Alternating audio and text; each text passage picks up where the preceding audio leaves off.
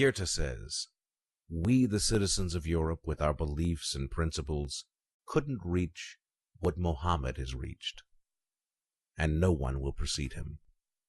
I've searched through history to find a top example for human, and I concluded that he is Mohammed. Therefore the truth must be revealed and raised, as Mohammed has succeeded, the one who bowed the whole world by the word of monotheism." Leo Tolstoy, the Russian writer who was forbidden by the church for his enterprise and free ideas, says, "I am one of those who, blinded by the prophet Mohammed, was chosen by the only God to fulfill his message, and to be the last prophet. And it is proudly enough that he has guided a whole nation to the light of truth, and made it live peacefully, and has opened it to the paths of prosperity and civilization." Alphonse de Lamartine, the French poet, says, "The remarkable incident in my whole life is that I have studied the life of the prophet Mohammed, and I have realized its greatness and eternity. Who dare to compare any man from history with the prophet Mohammed? Who is greater than him, looking to all criteria measuring man's greatness? His behavior in the time of glory, his ambitions to spread the message, his long-lasting prayers, and his celestial interlocution are all evidence to a perfect faith that helped him establish the basics of his message. The messenger, the project, the conqueror, the corrector of the beliefs, the one who established worshiping which is not dependent on images, is Mohammed. He has destroyed all beliefs, adopting mediator between the Creator and his creation." The Swiss theology scholar, Dr. Hans Kuhn, who believes that Jesus is just a man and a prophet who was chosen by God, says, "Mohammed is a real prophet, with all the meanings. We cannot deny that Mohammed is the guide leader to the path of survival. What is remarkable about Mohammed is that his life details and biography and virtues are all recorded in history.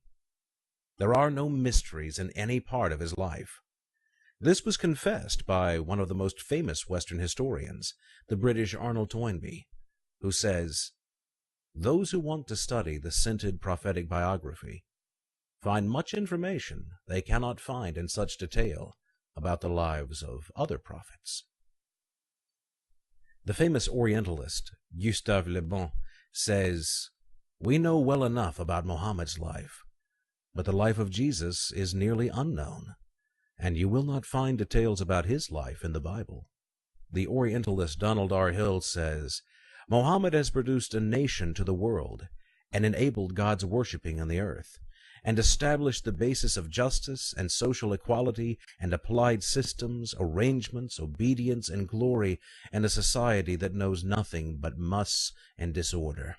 George Bernard Shaw, the philosopher, says, "I've studied Mohammed as an amazing man, and I've found him away from antagonizing Jesus. He must be called the savior of humanity." Nowadays, Europe starts to understand the faith of monotheism, and maybe more than that, it confesses the ability of that faith to solve its problems by a way leading to peace and happiness. So, through that essence, you should understand my prediction. If we judge the greatness by measuring the influence of that great on the people, so we should say that Mohammed is the greatest great in history. He stopped racism and myths, and established over Christianity and Judaism and his country's religion a very clear and a strong religion that succeeded in being, until these days, a power with great danger. History has no man, except Mohammed, who is a message carrier, a nation establisher, a founder of a country.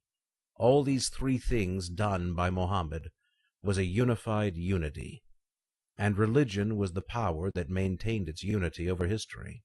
François-Marie Arouet, Voltaire, the French philosopher, says, "The Prophet Muhammad played the greatest role a man can do on earth. He brought a book and fight, and that is the least thing you can say about Muhammad. Islam never changed, but you and your priests have changed your religion 20 times. Michael H. Hart, in his recently published book, The 100, a ranking of the most influential persons in history, says, Muhammad was the only man in history who was supremely successful on both the religious and secular levels. Finally, we mention what the Russian poet Pushkin said. The chest was cut, removed from it the beating heart. The angels washed it, replaced it again. Arise, you prophet, move around the world. Enlighten the hearts of the people.